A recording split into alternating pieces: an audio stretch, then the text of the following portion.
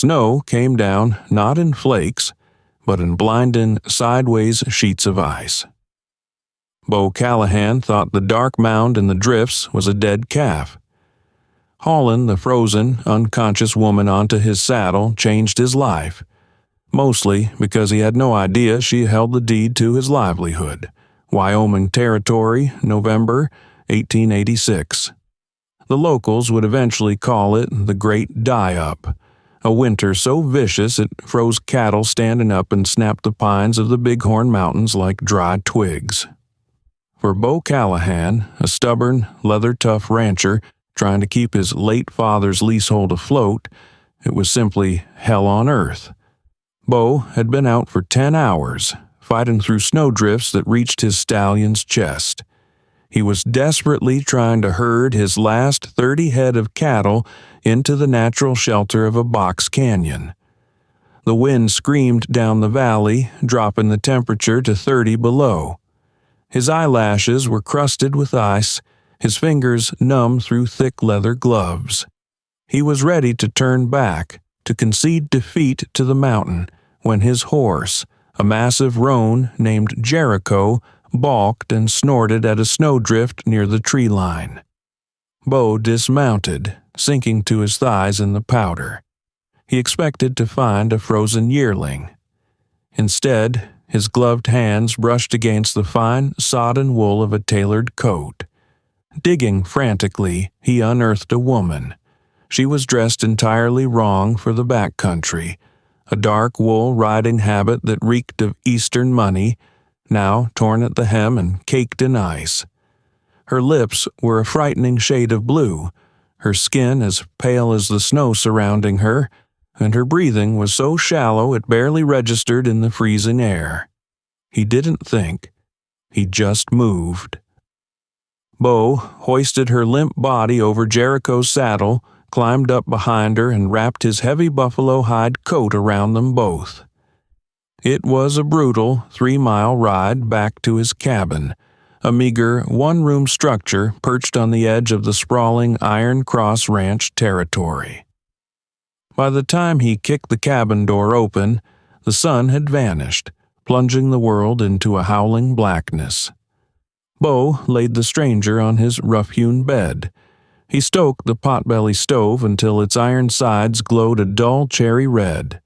Knowing modesty meant death in this climate, he worked quickly, stripping off her frozen outer layers. Beneath the ruined wool, she wore a silk blouse, further confirming she was no local homesteader. He wrapped her tight in his thickest Navajo blankets, heated a stone in the fire to place at her feet, and rubbed a few drops of raw, burning whiskey past her blue lips. For hours, he sat in the rocking chair beside the bed, feeding the fire and watching her chest rise and fall. It wasn't until past midnight that she finally stirred. A violent shiver racked her body, and her eyes snapped open. They were a piercing, intelligent gray, wide with disorientation and sudden terror. She scrambled backward against the headboard, clutching the blankets to her chin. "Easy," Bo said, his voice a low, gravelly rumble, keeping his hands in plain sight. "You're safe. You're in my cabin, about 10 miles south of Bitter Creek. Found you half buried near the canyon." She stared at him, taking in his broad shoulders, his weathered face, and the dark, unkempt hair sweeping across his forehead. She swallowed hard, her throat raw. "My carriage," she whispered, her voice barely a rasp. "The wheel broke. The driver, he went for help, but then the men came." Bo frowned, stepping closer to hand her a tin cup of hot chicory coffee. "Men? In this storm?" She took the cup with trembling hands, blowing on the dark liquid. She hesitated, a shadow of calculation passing over those sharp gray eyes. "Bandits, I assume. They wore bandanas over their faces. They shot the horses. I ran into the trees as the whiteout hit. I don't remember much after that." "You're lucky to be breathing," Bo said grimly. What's an Eastern lady doing out here in November anyway? Name's Bo Callahan, by the way. She gripped the warm tin. Josephine, she lied smoothly. Josephine Cole. I was traveling to Billings. Well, Miss Cole, you missed Billings by about 50 miles, and nobody's going anywhere for a few days. This storm is sitting right on top of us. Over the next 48 hours, the blizzard battered the small cabin. Trapped in the intimate confines of the single room, the two strangers settled into a fragile domestic rhythm. Bo cooked salt pork and beans. Cora, who was, in reality, Cora Montgomery, the sole heiress to the largest cattle empire west of the Mississippi, watched him. She studied this rugged man who possessed nothing, yet moved with a quiet, undeniable pride. He was gentle, ensuring she had the lion's share of the rations, giving up his bed to sleep on a bedroll on the hard plank floor. On the second night, the wind howling a mournful tune outside, the conversation turned deeper. The whiskey bottle was passed between them, loosening tight lips. "You've got a heavy look about you, Mr. Callahan," Cora observed, pulling the blanket tighter around her shoulders. "For a man who just saved a life."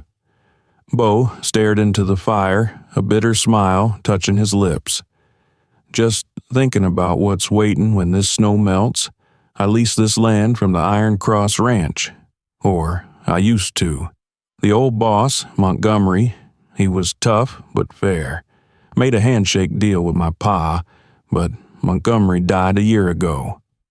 Cora's breath hitched, but she kept her face perfectly still. "And the new owner?" Bo let out a harsh, humorless laugh. "His daughter.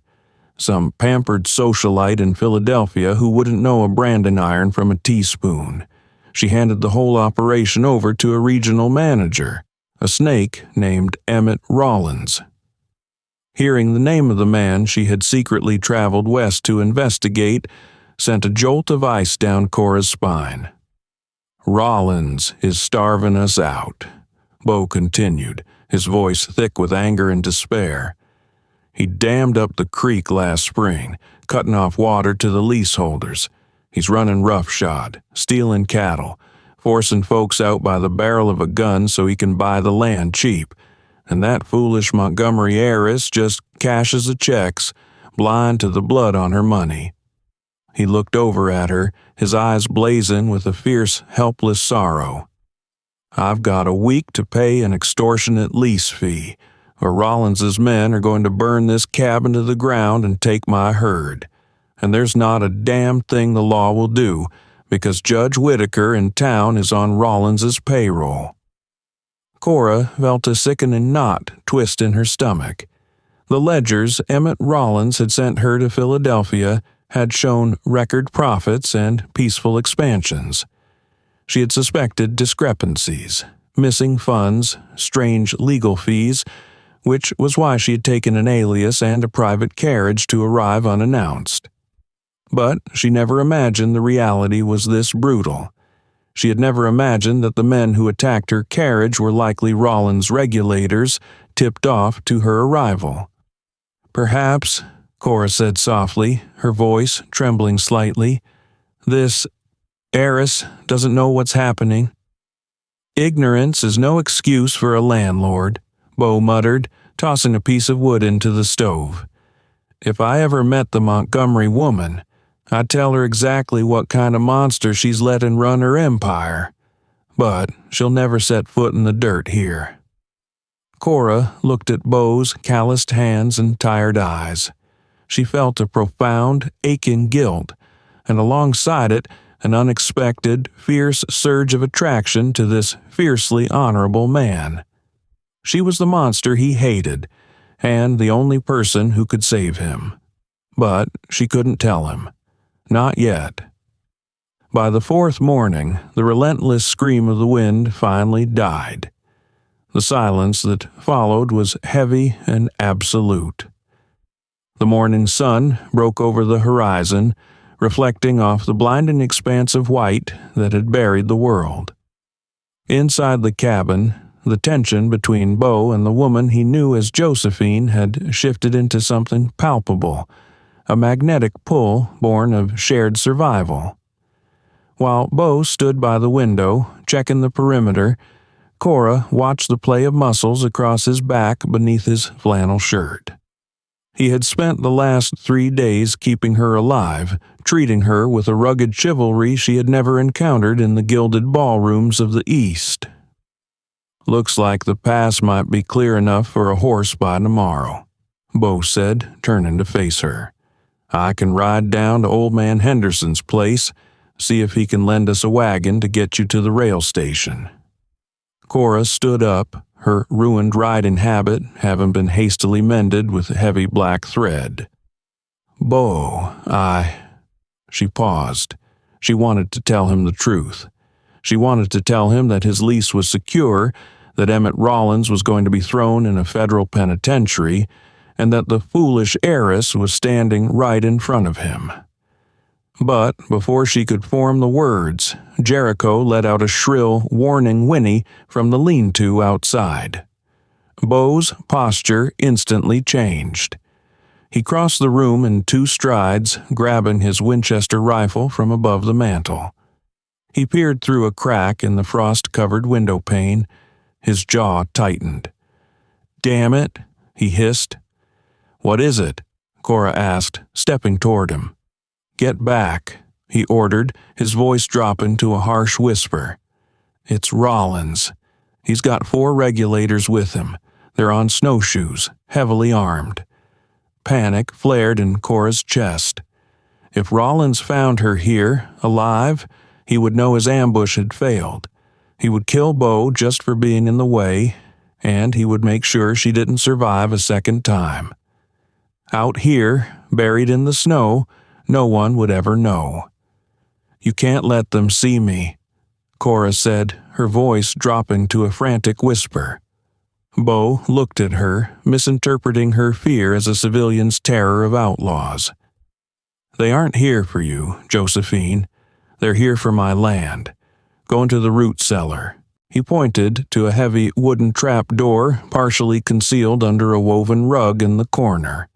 "Don't make a sound, no matter what you hear." Cora hurried to the corner, pulling up the heavy iron ring. The cellar was dark, smelling of earth and old potatoes. She scrambled down the wooden ladder, and Bo slammed the door shut above her, kicking the rug back over it just as heavy boots crunched onto the front porch. "Callahan," a voice boomed. It was a greasy, confident voice. "Emmett Rollins. Open up, boy. We know you're in there." Through the floorboards, Cora could hear everything perfectly. The heavy thud of the cabin door being kicked open, the stamp of snowy boots invading the small space. "Rollins." Bo's voice was remarkably steady, though Cora could hear the undercurrent of lethal tension. "You're trespassing. The lease payment isn't due for 3 more days." "Plans have changed, Bo," Rollins sneered. Cora could picture the man. She had met him once in Philadelphia, a slickly dressed opportunist with cold, dead eyes. "I brought the paperwork. Your lease is officially revoked by order of the Iron Cross." "On what grounds?" Bo demanded. "Breach of contract," Rollins said smoothly. "Failure to maintain the property. And frankly, because I want this valley for my own winter grazing. Judge Whitaker already stamped it. You have exactly 5 minutes to saddle your horse and ride out, or my boys here are going to drag you out." "You can't do this legally," Bo growled. "When Montgomery's daughter sees the books—" Rollins erupted into a dark, booming laugh. The sound made Cora's blood run cold in the dark cellar. "That stupid little eastern bird," Rollins chuckled, pacing the floorboards right above Cora's head. "She isn't seeing any books, Callahan. In fact, she decided to pay us a surprise visit. Came out on the stage to Bitter Creek, hired a private carriage. Tragic thing, really. Bandits hit her coach right as the blizzard started. Driver found dead. The girl wandered off into the whiteout. There was a heavy silence in the room. Cora clamped her hands over her mouth to muffle her own ragged breathing. "What are you saying, Rollins?" Bo asked, his voice dangerously low. "I'm saying Cora Montgomery is currently a frozen corpse somewhere under 10 feet of snow," Rollins stated matter-of-factly, "which means the Iron Cross is tied up in probate, and as the regional director, I hold absolute power of attorney until a distant cousin in Boston gets around to claiming it next year. By then, I'll own this entire county." Cora's heart hammered against her ribs. He was admitting to her murder. He had orchestrated the whole thing. "You killed her," Bo said. "It wasn't a question." "I prefer to think of it as expediting nature," Rollins countered. "Now, I'm done talking. Drop the Winchester, Callahan. You're leaving. And just to make sure you don't try to come back." Rollins paused, and Cora heard the unmistakable sound of a match striking. "Boys, burn it down." "You touch that lamp, Emmett, and I'll put a hole through your chest," Bo roared. The sound of rifles cocking echoed like thunderclaps in the small cabin. It was 4 against 1. Cora, huddled in the dark, realized with terrifying clarity that Bo was about to die defending his home, and if the cabin burned, she would burn with it. She had to do something. She couldn't hide any longer. But as she reached for the ladder, a deafening gunshot shattered the tension, tearing through the floorboards just inches from her face, showering her with splinters and dirt. The gunshot was deafening in the confined space of the cabin. A bullet tore through the pine floorboards a mere 6 inches from Cora's face, showering her with dirt and sharp splinters of wood. One of Rollins's regulators, a twitchy man with a scar cutting through his eyebrow, had fired a warning shot straight down into the floor to punctuate his boss's threat. Up above, chaos erupted. Bo didn't hesitate. Leveraging the element of sudden violence, he swung the heavy barrel of his Winchester like a club, catching the scarred regulator across the jaw with a sickening crunch. The man went down hard, his pistol clattering across the floor. "Kill him!" Rollins bellowed, scrambling backward toward the open doorway as his remaining 3 men drew their irons. Down in the dark cellar, Cora's hands brushed against something cold and heavy resting on a crate of winter squashes. It was Bo's spare revolver, an old Colt single-action Army. She didn't have time to be terrified. The man who had saved her life was fighting 3 armed killers above her head, all because of her own family's wealth. With a surge of adrenaline that banished the lingering cold from her bones, Cora grabbed the heavy iron ring of the trapdoor and shoved upward with all her might. The heavy rug flipped back, and the trapdoor slammed against the wall, just as one of the regulators drew a bead on Bo's chest. "Drop it, Emmett," Cora screamed, pulling herself up from the floor, gripping the heavy Colt with both hands and leveling it squarely at Rollins's chest. The sheer shock of a woman rising from the floorboards like a vengeful ghost froze the room. But it was the sight of her face that truly paralyzed Emmett Rollins. The blood drained from his cheeks, leaving him looking like a corpse. His eyes bulged, and the cigar he had been chewing dropped from his slack jaw onto the floor. "Cora!" Rollins choked out, his voice cracking. He looked as though he were staring at an apparition. You're dead." Bo, breathing hard with his rifle raised, snapped his head toward her. His eyes darted from the heavy revolver in her trembling hands to her pale, determined face. "Cora," he repeated, the name tasting foreign on his tongue. "You said your name was Josephine." "I lied," she said, not taking her eyes off Rollins. Her voice was remarkably steady now, fueled by the righteous anger of a woman who had seen the ugly underbelly of her own empire.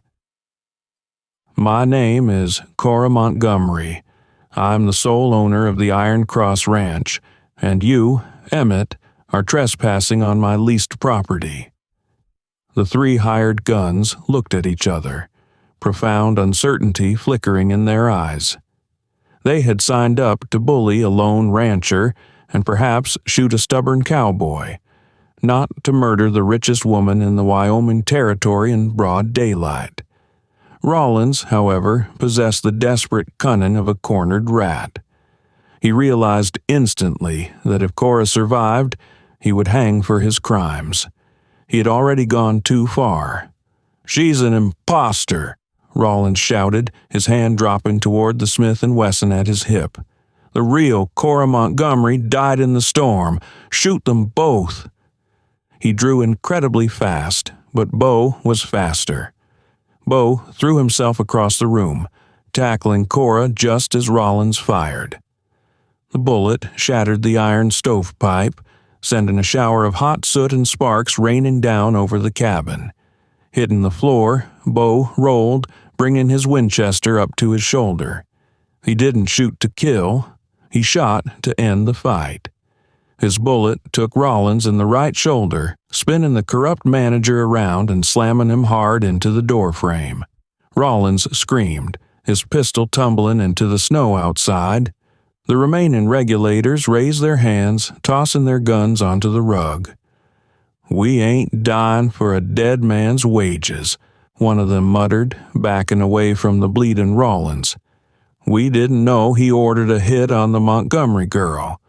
We just rode for the brand." "Then you're riding for me now," Cora said, pushing herself up from the floor, her dress covered in soot and dirt. She grabbed a coil of thick hemp rope from a peg on the wall and threw it to the nearest outlaw. "Tie him up, tight, and if he bleeds out before we reach town, I'll see you all hang for accessory to murder." Bo slowly lowered his rifle, rising to his feet. He looked at the regal, commanding woman standing amid the wreckage of his home. The vulnerable, freezing girl he had rescued was gone, replaced by a fierce matriarch of the West.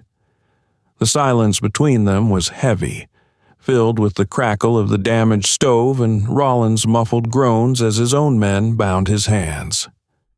"Cora Montgomery," Bo said quietly, the betrayal evident in his gravelly voice.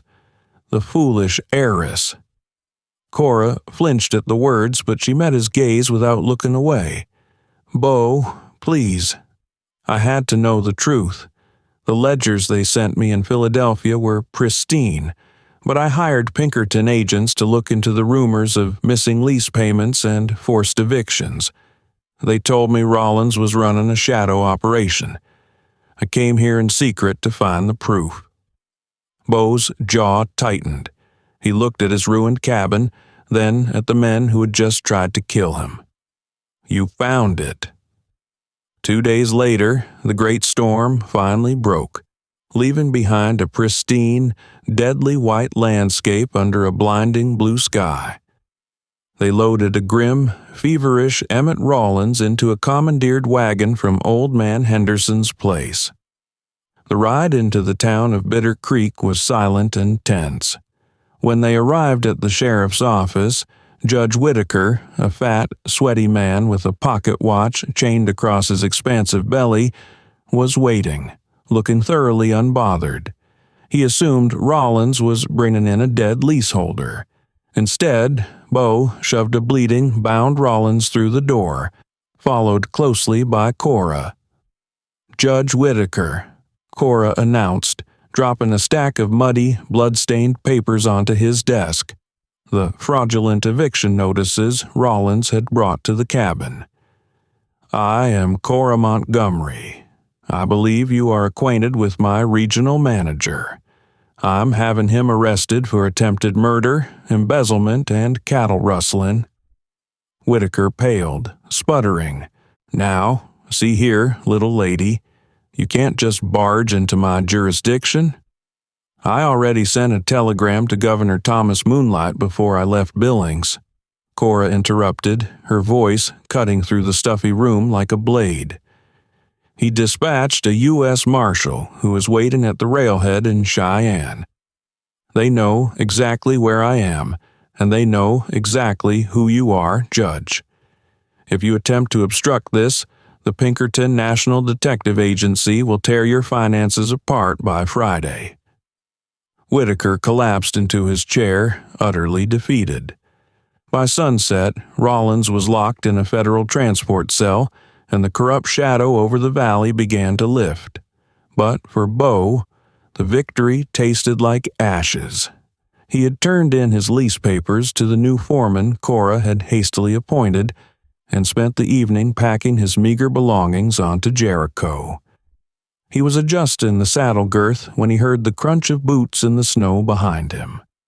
Cora stood there, wrapped in a heavy fur coat she had purchased from the mercantile, looking painfully out of place in the muddy livery stable. "Where are you going?" she asked, her breath pluming in the freezing air. "Montana, maybe," Bo said, not looking at her, focusing intently on a leather strap.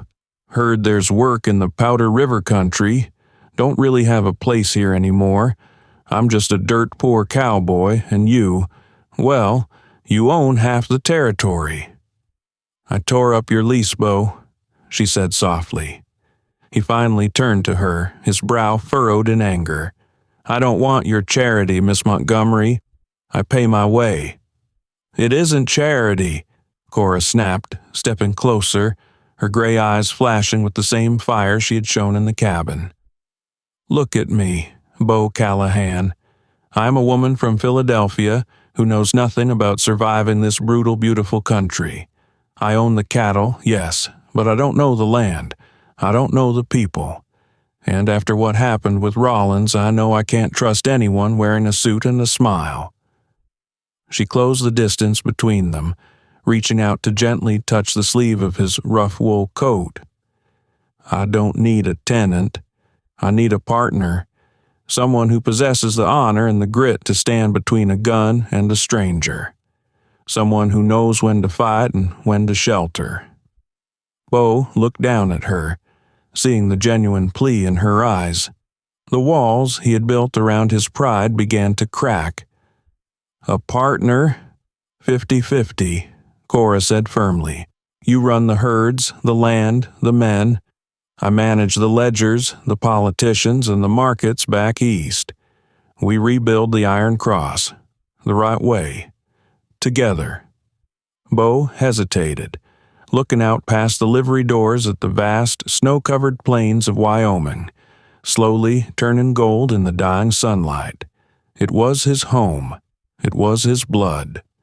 And looking back at the woman standing before him, he realized he didn't want to leave either of them. He reached up, pulling his Stetson down slightly to shadow his eyes, a slow, genuine smile breaking across his weathered face for the first time in weeks. "Well, Miss Montgomery," Bo murmured, leaning in close enough to catch the scent of lavender and cold winter air clinging to her hair, "I suppose I could teach you a thing or two about branding." Cora smiled back, her heart racing as she reached up to trace the line of his jaw. "I'm a very fast learner, Mr. Callahan." As he pulled her into a fierce, breathless kiss beneath the shadow of the stable, the last bitter winds of the great blizzard finally faded away, replaced by the promise of a hard-won spring. The great die-up of '86 took much from the Wyoming territory, but it gave the Iron Cross Ranch exactly what it needed: a true partnership. Bo Callahan and Cora Montgomery built an empire not on ruthless greed, but on the shared grit forged in a blizzard. Their legacy wasn't just cattle, but a wild, enduring love born in the freezing dark, proving that the truest warmth always comes from within.